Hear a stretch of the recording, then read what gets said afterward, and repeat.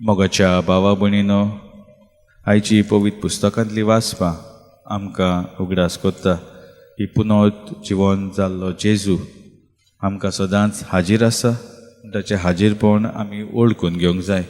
आमी पळयता कशे भाशेन शुभ वर्तमानान हे जेजूचे शीश दोगूय जाण वाटेर उलयत वयताले आनी जेजू तांचे बरोबर येता आनी तांकां सांगात दिता, तांकां बुजवण दिता, तांचो विश्वास वाडयता. हें सगळें घडटा आसतना तेणी आजुनूय जेजूक वळखूंक नासलो. पूण ते जेजूक केन्ना वळखता जेन्ना जेजू बरोबर ते जेवणाक बसता आनी जेवणा वेळार जेजू उंडो घेता, तो मोडून तांकां दिता आनी ते जेजूक अनुभवता.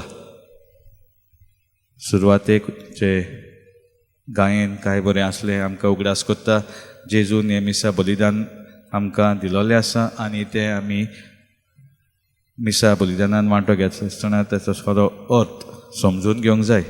तर आयचे हे पुस्तकांतले शुभ वर्तमान आमकां हेंच सांगता.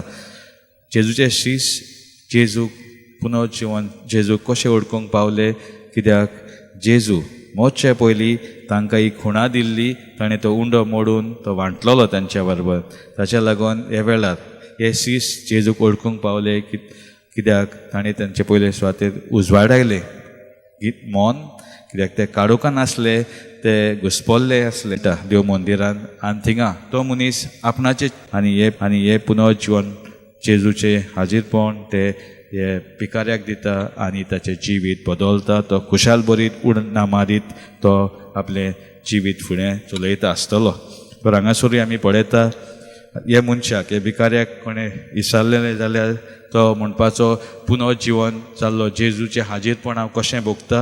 हांव आतां चलतां भोंवतां आनी ताच्या लागून हांव जाणा जेजू हाजीर आसा म्हजे सवे. तर आमकां जाण एकल्याक आयची वाचपां हेंच सांगता, आमी नियाळ करून पळोवंक जाय. जरी तर हांव म्हणटा पुनर्जीवन जाल्लो जेजू खरेंच म्हजें सांगाता आसा जाल्यार हांव तें कशें दाखोवन दिता. हांगासर शिसांनी जेजू उंडो मोडटा तितूंतल्यान ओळखिलो तो भिकारी मनीस, तो लोंगडो आसलो.